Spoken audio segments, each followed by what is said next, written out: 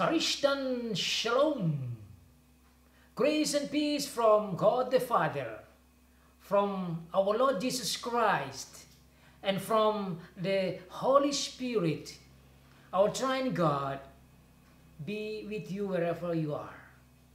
Kasih karunia dan damai sejahtera dari Allah Bapa dan dari Tuhan Yesus Kristus dan dari Roh Kudus menyertai saudara di mana saja berada. Bacaan firman Tuhan bagi kita pada hari ini terambil dari kitab Yohanes pasal 1 ayat yang ke-18. The reading of the Word of God is taken from the Gospel of John chapter 1 verse 18. Here is the Word of God. Demikianlah bunyi firman Tuhan. Tidak seorang pun yang pernah melihat Allah, tetapi Anak Tunggal Allah yang ada di pangkuan Bapa, Dialah yang menyatakannya. Saya baca dalam bahasa Inggris. I'm going to also read from English version, which is from New International Version. John chapter 1 verse 18. No one has ever seen God, but God, the one and only, who is at the Father's side, has made him known. So far the reading of the Word of God. Blessed is he who reads and those who listen and obey the Word of God. Demikianlah jawab pembacaan firman Tuhan. Diberkati bagi setiap anak Tuhan yang membaca, yang mendengar, dan yang melakukan firman Tuhan. Sang pemegang rahasia tentang Allah. Sang pemegang atau pembuka rahasia Allah. The holder of God's secret. The holder of the secret of God. Kita akan melihat 3 poin penting. Yang pertama, bahwa tidak ada seorang pun yang bisa memegang atau membuka rahasia Allah itu. Tidak ada seorang manusia pun. Poin kedua, hanya Allah saja yang bisa membuka rahasia tentang dirinya dan tentang program Allah itu. Dan yang ketiga, rahasia Allah itu ada dalam tangan anaknya Tuhan Yesus Kristus. There are 3 important points that we are going to see from this theme about the holder of the secrets of God. Number 1 is that no one that ever holds the secret of God. Number 2, only God that can have and hold the secret of God. And number 3, Jesus, as the Son of God, is the holder of the secret of God. memegang sang pembuka rahasia Allah. The holder of the secret of God. No one can ever hold the secret of God. Tidak ada satu orang pun, tidak ada satu manusia pun yang bisa memegang, membuka rahasia Allah itu.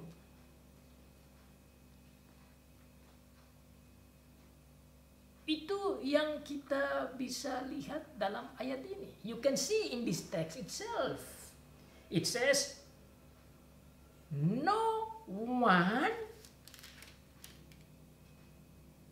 has ever seen God.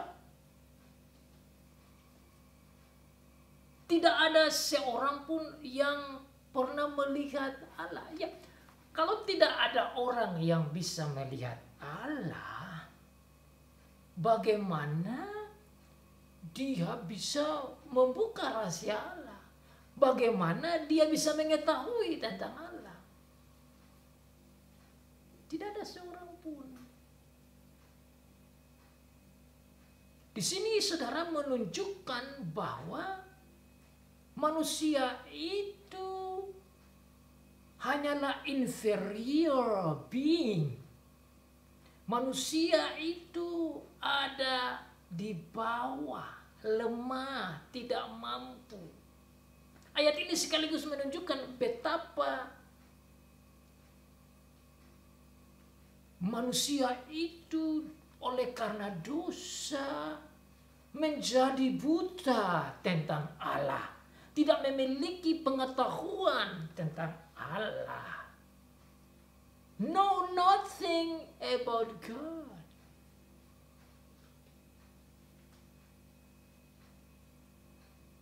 Man must depend on God. Manusia harus bergantung kepada Tuhan kalau mau mengetahui tentang Tuhan Allah itu sendiri. Jadi kalau manusia ingin mengetahui tentang Allah, manusia tidak bisa mencari pengetahuan tentang Allah itu dari dirinya sendiri, atau dari manusia yang lain, atau dari benda-benda yang lain, atau dari binatang, atau dari kosmologi, dari kosmos, dari bumi, dari hasil ciptaan dunia ini. Tapi harus dari Allah, karena Allah sendiri yang tahu tentang dirinya. Man cannot understand God by getting the knowledge from man or from himself or from the world or from this cosmos or from God's creation or from the animals or from anything. So it's so sad when man try to understand God by using human logic, using human understanding, using human thinking and philosophy. You cannot understand God by that. You can only understand God by God's revelation, by God's action, by God's speaking. Kita hanya bisa mengenal dan mengetahui Tuhan, sifatnya, karakternya, semangatnya, hikmatnya, kekuatannya, kehebatannya, janjinya, kasihnya, pelayanannya, kemuliaannya, keperkasaannya, semua karakter dan action dan rencana dari Tuhan itu hanya bisa kita ketahui dari Tuhan sendiri. Kalau manusia memegang pengetahuan tentang Allah dari manusia, maka pengetahuan itu akan menjadi salah. That is a wrong understanding when man find knowledge about God from man himself. Pemahaman akan keliru kalau manusia mencari pengetahuan tentang Allah dari manusia sendiri. Makanya Tuhan dalam kasih-Nya datang dan menyatakan diri-Nya kepada manusia lewat firman-Nya. Tuhan yang mengambil inisiatif untuk menyatakan diri-Nya kepada manusia lewat firman-Nya. Makanya ayat yang ke-18 ini dalam terjemahan English atau Indonesia mengatakan bahwa tidak ada seorang manusia pun yang pernah melihat Allah. Nah, kalau tidak pernah melihat Allah, bagaimana mau kau tahu tentang Allah?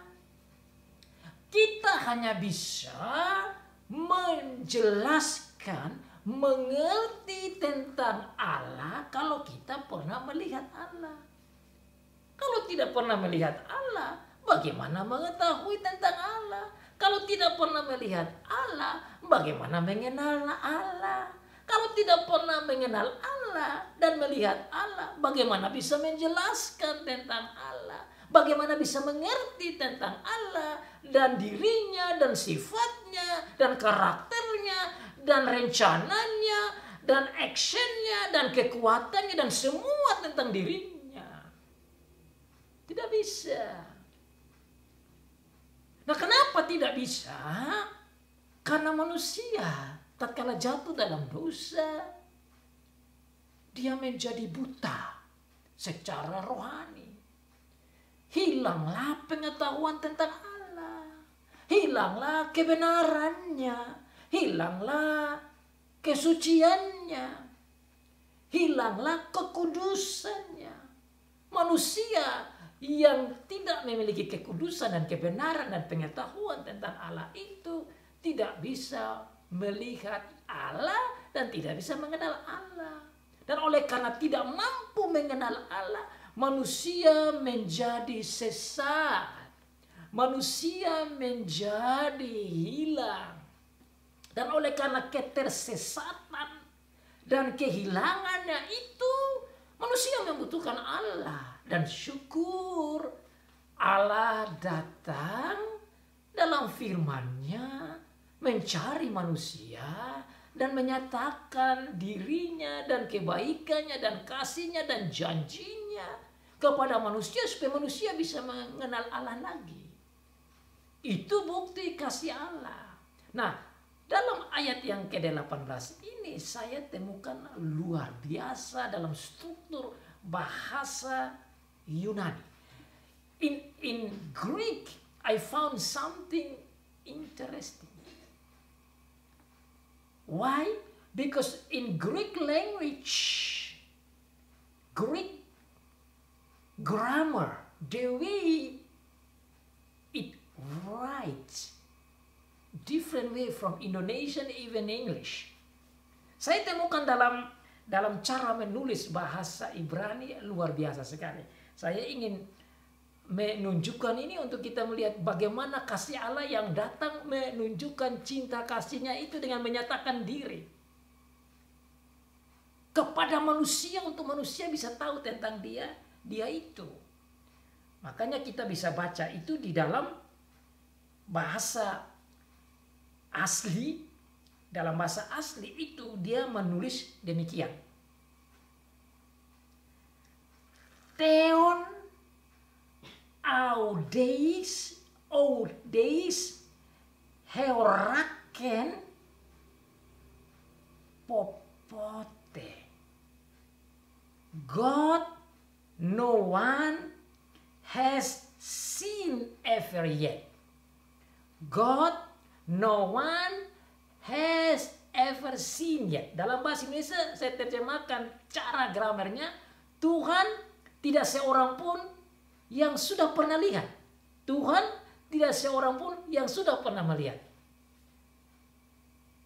Tuhan dahulu, kemudian tidak seorang pun baru pernah melihat. Nah, ada 3 poin penting yang saya lihat di sini. Tuhan, tidak seorang pun yang pernah melihat. Tuhan nomor 1, manusia nomor 2, tidak seorang pun, baru action dari manusia itu melihat.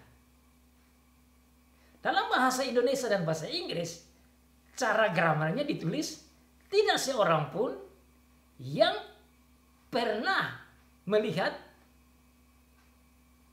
Allah. Jadi Allahnya di belakang. Subjeknya manusia dulu, action dari manusia tidak pernah melihat atau predikatnya, baru Allah menjadi objek. Sementara dalam bahasa aslinya, Allah yang objek itu ditaruh di depan. Tuhan tidak seorang pun pernah melihat, tidak pernah melihat. God, no one has seen ever yet. Kenapa ini penting bagi saya?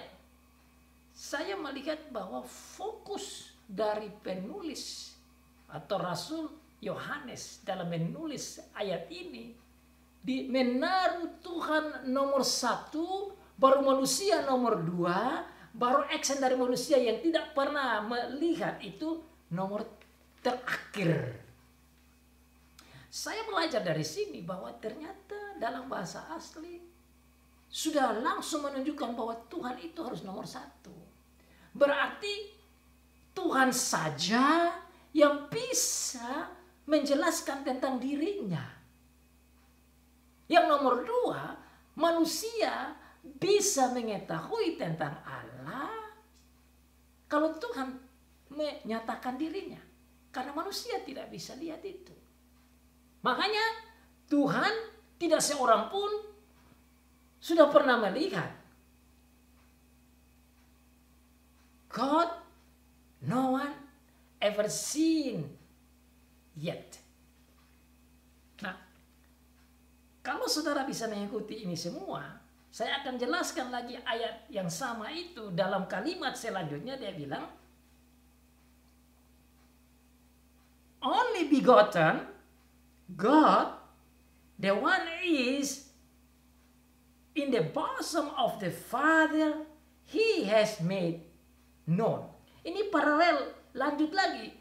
Tuhan nomor 1, yang kedua, only begotten Son, yaitu anak Allah yang ada di pangkuan Bapa, Dia yang menyatakannya.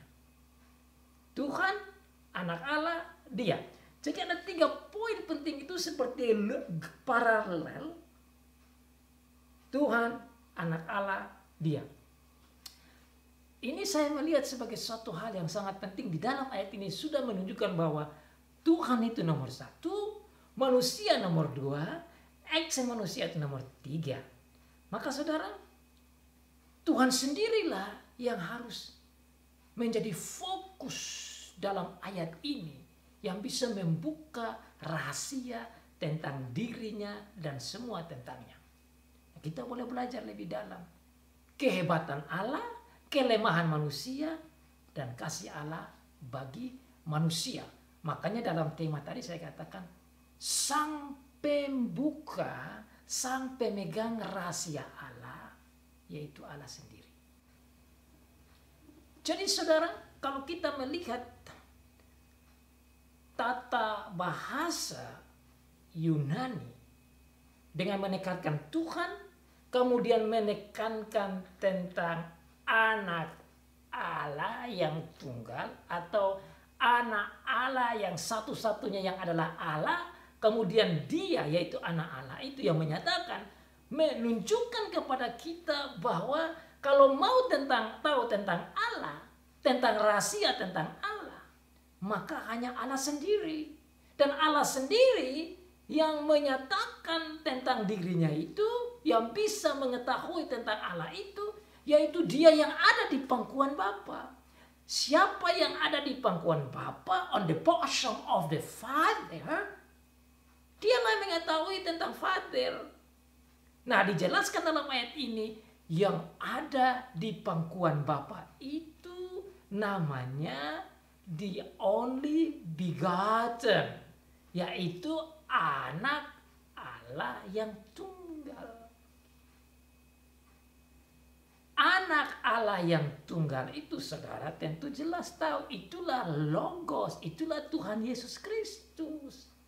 Makanya saudara melihat ayat 18 ini harus dihubungkan kembali di ayat yang pertama. Bahwa pada mulanya adalah firman. Dan kita sudah belajar bahwa firman itu adalah anak Allah sendiri. Yaitu Tuhan Yesus Kristus. Pada mulanya adalah firman. Firman itu duduk di pangkuan Bapa. Karena dia duduk di pangkuan Bapa, firman itu bersama-sama dengan Allah. Ayat yang pertama. Dari Yohanes pasal 1. In the beginning was the Word. The Word was with God. Pada mulanya adalah firman. Dan firman itu bersama dengan Allah. Firman yang bersama dengan Allah itu dijelaskan dalam ayat 18 di sini. Duduk di pangkuan Bapa. Istilah duduk di pangkuan Bapa artinya firman itu dekat sekali dengan Bapa. Ini memberikan penjelasan lebih dalam tentang bagaimana firman itu mengenal Bapa itu. Ini menunjukkan betapa rapatnya dan akrabnya dan intimnya dan dekatnya kebersamaan firman dengan Bapa. Logos dengan Bapa. Logos yang menjadi manusia itu yang namanya Tuhan Yesus Kristus itu dengan Bapa. So the Word, the Logos, which is our Lord Jesus Christ, is sitting on the bosom of the Father, emphasizes his closeness, emphasizes intimate relationship, emphasizes how much knowledge perfectly he knows about the Father.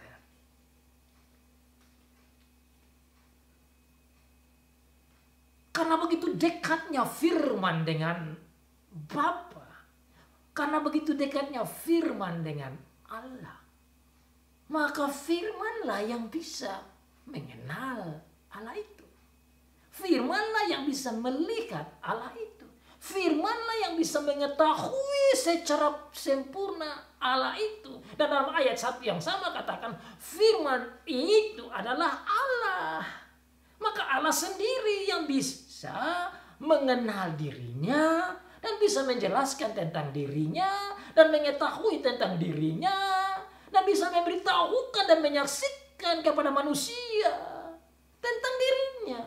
Jadi kalau mau mengenal tentang Allah, kita haruslah dekat dengan Logos. Kita harus dekat dengan firman. Karena firmanlah yang dekat dengan Allah. Karena firmanlah yang tahu tentang Allah.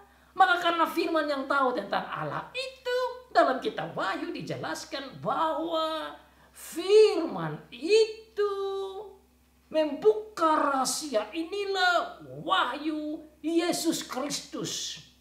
Inilah wahyu anak Allah itu. Inilah wahyu the Logos. Inilah wahyu firman itu. Firman yang membuka rahasia-rahasia surgawi. Dan rahasia surgawi itu saudara bisa lihat dengan jelas dalam kitab Wahyu. Semua yang disampaikan dalam kitab Wahyu sumbernya dari firman yang memegang scroll gulungan rahasia surgawi itu yang bisa membuka meterai-meterainya. Itu menunjukkan bahwa memang dia itu adalah Allah. Dia yang dia ungkapkan dengan simbol singa dari Yehuda yang bisa membuka gulungan itu, yang memegang rahasia itu, yang bisa memberikan kesaksian itu kepada umat manusia, saudara dan saya, lewat Yohanes sendiri, Rasul Yohanes ini. Rasul yang sama inilah yang menulis rahasia-rahasia surgawi di dalam kitab Wahyu.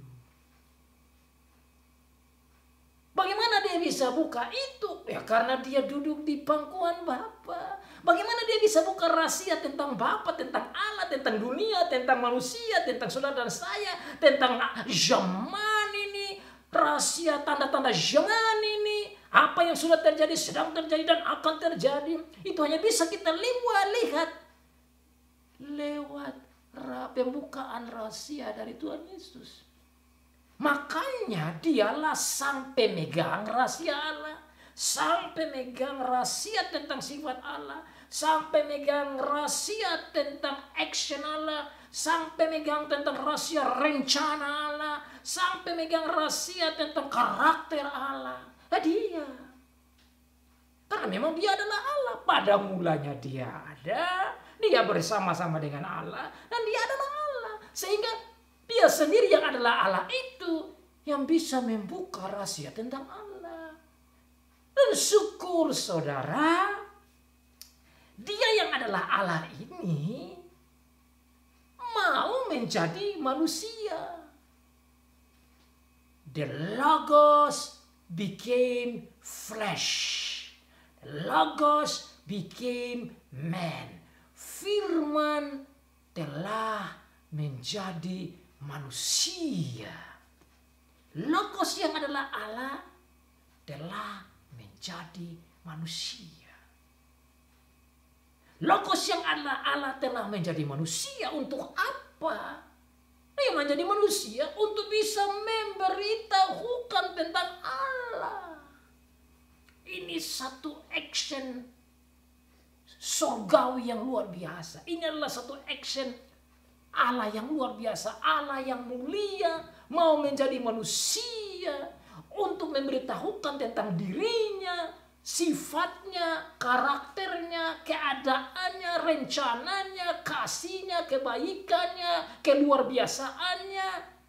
Semua tentang Allah itu ada di dalam Logos yang telah menjadi manusia.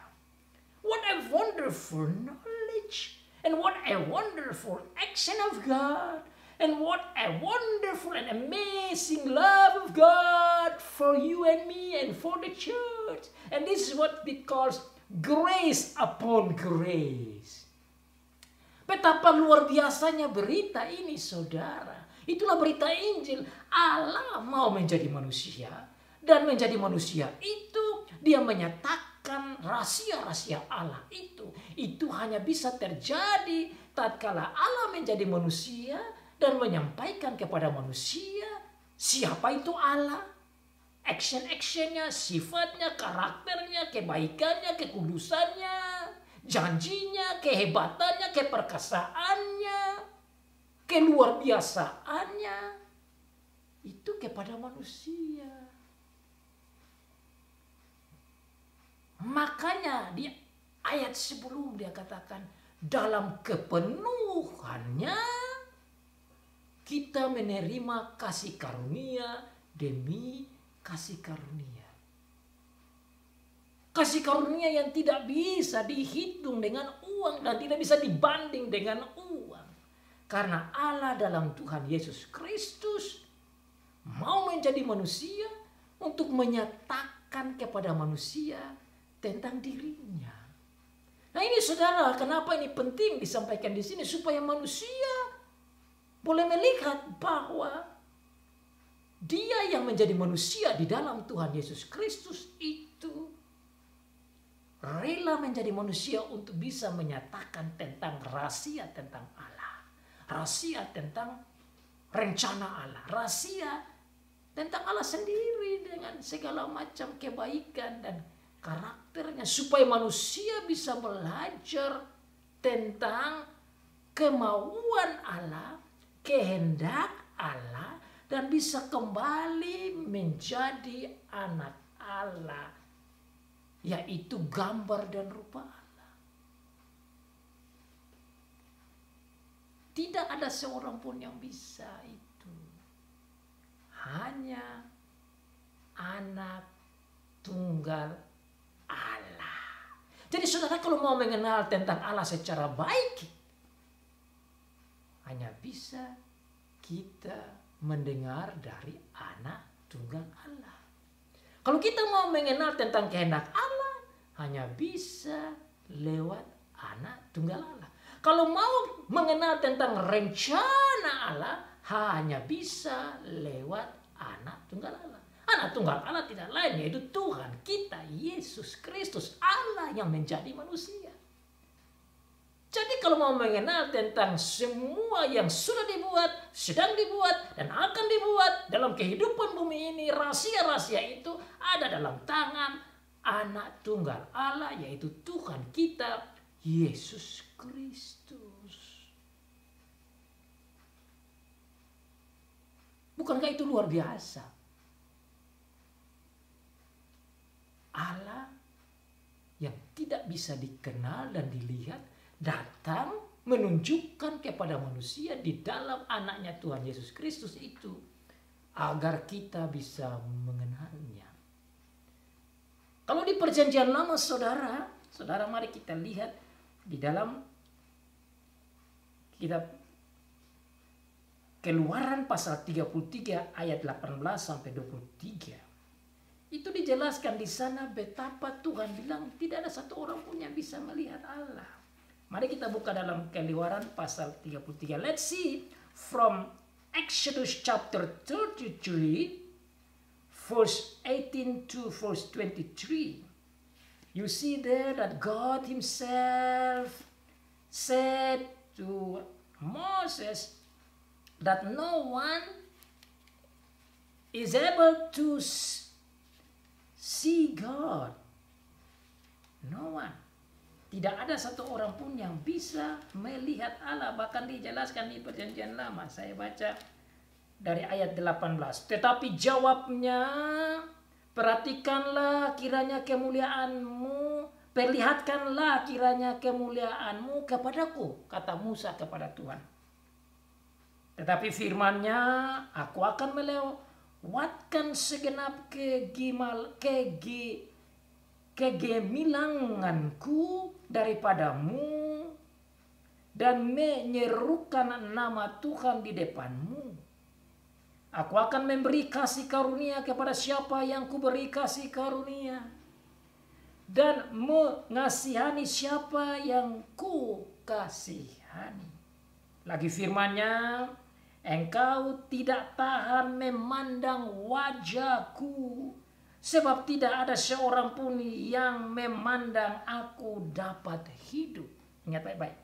Saya ulang lagi. Engkau tidak tahan memandang wajahku, sebab tidak ada seorang pun, tidak ada orang yang memandang aku dapat hidup. Kalau memandang Tuhan itu mati, tidak ada seorang pun. Berfirmanlah Tuhan, ada suatu tempat dekatku di mana engkau dapat berdiri di atas gunung batu. Apabila kemuliaanku lewat, maka aku akan menempatkan engkau dalam lekuk gunung itu, dan aku akan menudungi engkau dengan tanganku sampai aku berjalan lewat. Kemudian aku akan menarik tanganku dan engkau akan melihat belakangku, tetapi wajahku tidak akan kelihatan. Tidak bisa. Musa saja pemimpin yang hebat yang Tuhan berbicara dengan dia untuk menyatakan dirinya itu. Tidak bisa melihat Tuhan. Tidak bisa melihat wajahnya. Hanya lihat belakang itu pun Tuhan menudungi dia. Di sini kita melihat lagi Musa saja inferior. Musa itu terlalu di bawah dari Tuhan Yesus ini yang adalah Allah. Bukan saja di situ, saudara-saudara bisa lihat dalam kitab 1 Timotius pasal 6 ayat 16. Itu juga dijelaskan di sana di Perjanjian Baru. Saya baca ayat itu juga. You can see from 1 Timothy 6 verse 16.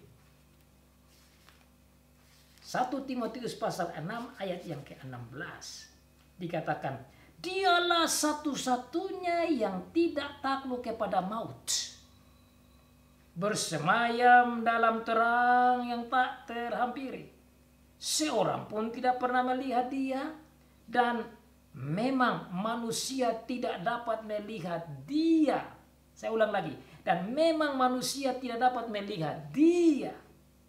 Baginya lah hormat dan kuasa yang kekal. Di perjanjian lama dijelaskan dengan jelas tidak bisa melihat Allah. Di perjanjian baru juga dijelaskan tidak ada manusia yang bisa melihat Allah.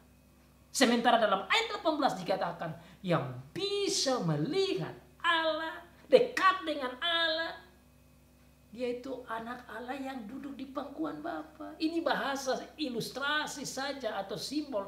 Katakan duduk di pangkuan Bapa itu berarti begitu dekat, begitu intim.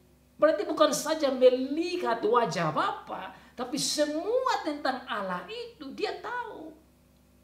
Kalau saudara baca lagi di dalam Yohanes pasal yang ke-10 ayat 30, Tuhan Yesus katakan di sana, aku dan Bapa satu.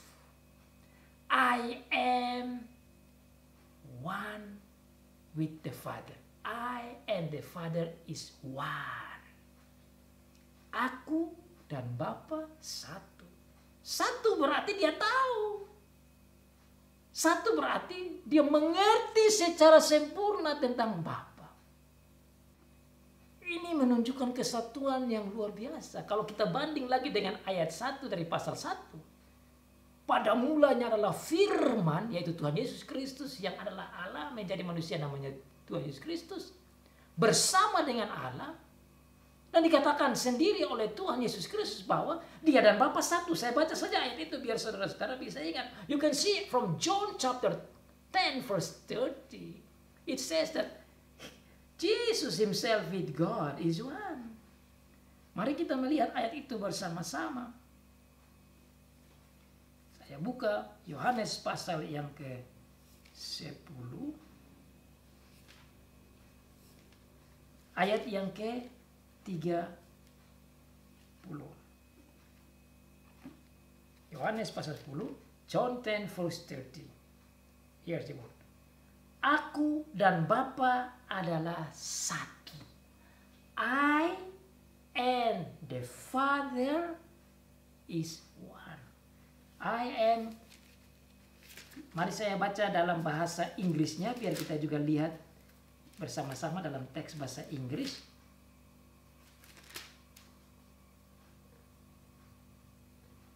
I and the Father are one.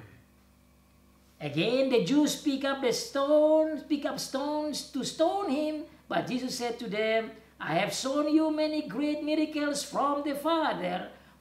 For which of these do you stone me? Mereka mau melempar batu kepada Tuhan Yesus atau ke Tuhan Yesus karena dia katakan aku dan Bapa satu. Dan kenapa mereka mau lemparkan batu itu kepada Tuhan Yesus? Karena mereka melihat bahwa Tuhan Yesus Kristus kita itu mau katakan bahwa dia adalah Allah. Dan betul kalau dia bilang aku dan Bapa satu, berarti dia mau katakan bahwa dia adalah Allah. Jadi kalau saudara mau cari tahu di mana firman Tuhan atau Tuhan Yesus sendiri katakan bahwa dia adalah Allah, ayat ini sudah jelas. This is the text proof that proves that Jesus himself says that he is God. And because he said so, the Jews took the stone to stone him. Bukti yang lain saudara dalam kitab Yohanes, 1 Yohanes pasal 4 ayat 12, itu juga berbicara tentang tidak ada manusia pun yang bisa melihat Allah. Tapi saudara bisa baca yang lain. Tatkala Filipus bertanya kepada Tuhan Yesus, tunjukkanlah kepada kita itu Bapa. Tuhan Yesus bilang, engkau selalu dengan aku. Kenapa engkau tidak lihat bahwa aku dan Bapa itu satu? Kalau sudah lihat aku, sudah lihat Bapa. Ini juga dia mau kasih tahu bahwa saya ini Allah. Oleh karena dia itu Allah dan ada bersama dengan Allah. dan adalah pencipta dan adalah pemegang hidup dan adalah terang. Dan yang duduk di pangkuan Bapa, tentu yang melihat Bapa, dia yang bisa menjelaskan. Karena dia bersama dengan Allah. Kebersamaan dengan Allah itu sangat dalam sekali. The connection, relationship, the togetherness, being with God is so intimate, so close, more than you can describe. Manusia bisa duduk bersama, tetapi dalam kebersamaan mereka itu tidak bisa menjelaskan secara dalam tentang orang yang lain tatkala mereka bersama. Contoh, suami istri. Suami istri itu bersama. Tetapi suami belum tentu mengetahui secara sempurna tentang istri. Sebaliknya, istri pun meskipun selalu bersama-sama dengan suami, tidak bisa mengetahui secara sempurna tentang suami. Orang tua dengan anak selalu bersama. Anak-anak dengan orang tua selalu bersama. Tetapi kebersamaan yang ada itu belum tentu kebersamaan itu menjadi jaminan kalau ada pemahaman yang jelas dan jernih dan sempurna tentang pihak yang lain. Jadi kata firman bersama dengan Allah itu bukan hanya bersama-sama yang nanti berpisah, tapi kebersamaan yang tak terpisahkan. The communion and union that cannot be separated. Manusia bisa bersama, tetapi setelah itu bisa terpisah. Terpisah bagaimana? Terpisah karena kerja, terpisah karena kesibukan, terpisah karena kematian, terpisah karena beda daerah. Bisa juga terpisah karena perceraian, terpisah karena konflik. Tetapi kebersamaan Allah, pribadi pertama, kedua, dan ketiga dalam ketritunggalan Allah itu adalah kesatuan yang tidak terpisahkan. Karena memang tidak ada dosa dalam Allah. Karena tidak ada konflik dalam Allah. Karena kemampuan Allah dalam pengetahuan dan kasih itu sangat sempurna. Sementara kebersamaan manusia itu tidak sempurna. Nah, selain daripada kebersamaan itu yang tidak sempurna, pengetahuan dalam kebersamaan pun tidak sempurna. Tapi Allah sempurna dalam pengetahuan tentang dirinya. Logos, firman Tuhan kita Yesus Kristus mengenal secara sempurna tentang Bapa dan tentu tentang Roh Kudus. Oleh karena dia mengetahui tentang Bapa secara sempurna, tentang Allah secara sempurna, maka dia bisa menjelaskan tentang Allah itu secara sempurna. Oleh karena itu dalam kalimat selanjutnya itu dituliskan, dialah yang menyatakannya. Dalam bahasa Inggris saya banding juga dengan bahasa Yunani sebentar supaya saudara lihat. Dikatakan, who is at the Father's side has made him know. Sekali lagi saya kembali ke bahasa Yunani tadi supaya saudara saya bisa melihat luar biasanya dalam penulisannya itu. Allah tidak ada seorang pun yang pernah melihat. Satu-satunya Allah, anak Allah yang ada di pangkuan Bapa, dia yang menyatakannya. Allah, anak Allah, dia yang menyatakannya. Mau tahu tentang Allah? Dengar di anak Allah.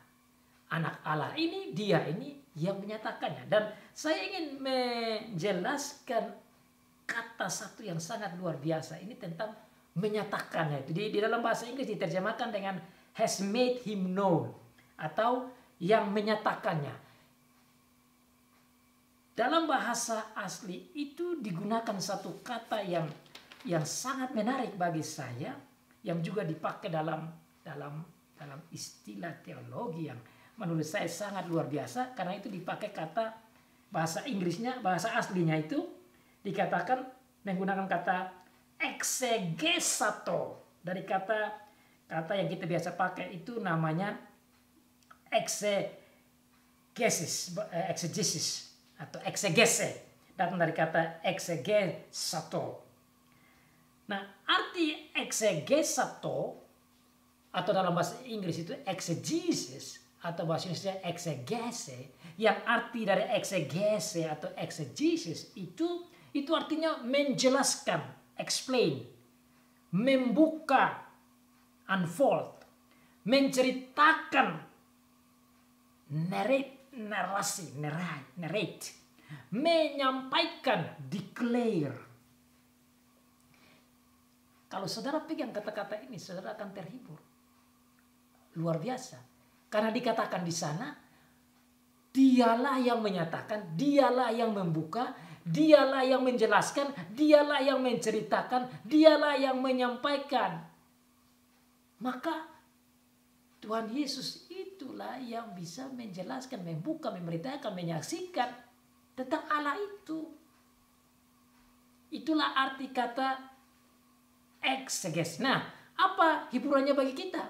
Hiburannya bahwa kita punya juru selamat ini mengetahui semua tentang Allah itu. Dengan demikian saudara, mau tahu tentang Allah? Pergilah ke Dia. Dengarlah Dia yang memegang rahasia itu, yang bisa membuka rahasia itu. Dikatakan bahasa asli tadi itu exegesato, exegesis, exegesis, atau yang membuka, unfold, yang menceritakan, narrate, yang menyampaikan, memberitakan, declare, yang bisa menjelaskan, explain. Itu arti menyatakan. Dialah yang bisa menyatakan. Dialah yang bisa menyampaikan. Dialah yang bisa menceritakan. Dialah yang bisa membuka. Dialah yang bisa menyampaikan tentang Allah. Atau saya mau katakan tadi, dialah yang membuka itu rahasia tentang Allah. Hiburannya apa, saudara? Saudara punya juru selamat yang sangat baik. Saudara punya Allah yang sangat baik. Apa itu kebaikannya? Dia yang adalah Allah mau menjadi manusia, mau datang menderita, menjadi seperti kita, mengalami penderitaan oleh karena dosa, menderita, dipukul, dihina, diludahi, ditinggalkan, disusahkan, dicambuk, diolok, disalibkan, bahkan mati di kayu salib demi menebus saudara dan saya. Tapi Dia datang bukan saja untuk itu. Dia datang menjadi manusia agar Dia bisa menceritakan tentang Allah, agar Dia bisa menjelaskan tentang Allah, agar Dia bisa menyampaikan tentang Allah, agar Dia bisa membuka rahasia tentang Allah, agar Dia bisa menyampaikan dan menyaksikan kepada manusia siapa itu Allah, kasihnya, karakternya, kehebatannya, kemuliaannya, kebesarannya, janjinya, cintanya, dan luar biasanya itu. Dan disimpulkan oleh Alkitab lewat Rasul Yohanes, grace upon grace, kasih karunia demi kasih karunia. Dialah yang bisa memberikan eksegese. Dialah yang bisa memberikan exegesis. He is the one who can explain, who can narrate about God, who can declare about God, who can tell people about God, who can unfold or open the secret of God. He is the one who holds the secret of God.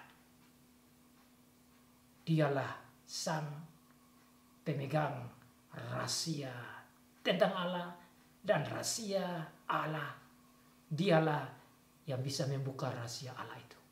Dan semua tentang kebaikan Allah, kasih Allah, karakter Allah, pengetahuan tentang Allah, semua yang akan Allah buat, ada dalam tangan dia. Dan dia katakan, I am with you. Dan dia mau tinggal dengan kita. Dan dia bersama kita. Dan dia yang sudah mati bagi kita itu mencintai saudara dan saya. What an amazing God and Savior we have. A Savior who is the true God and the true man, who loves us so much and willing to declare, to narrate, to unfold, to explain, to give the exegesis about Jesus or God. Dia yang adalah Allah yang menjadi manusia, juru selamat kita itu, yang rela menjadi manusia, mati di kayu salib, tapi juga menyampaikan kepada kita tentang siapa itu Allah, kasih Allah, kebaikan Allah, dan semua yang baik tentang Allah itu, demi kita bertumbuh mengenal Allah, mentaati Allah dalam hidup kita. Semua kasih, semua hormat, semua kemuliaan, semua kejayaan, semua sembah dan sujud dan pujian hanyalah kepada Allah, Bapa, Putra, dan Roh Kudus. All glory is to Him alone, solely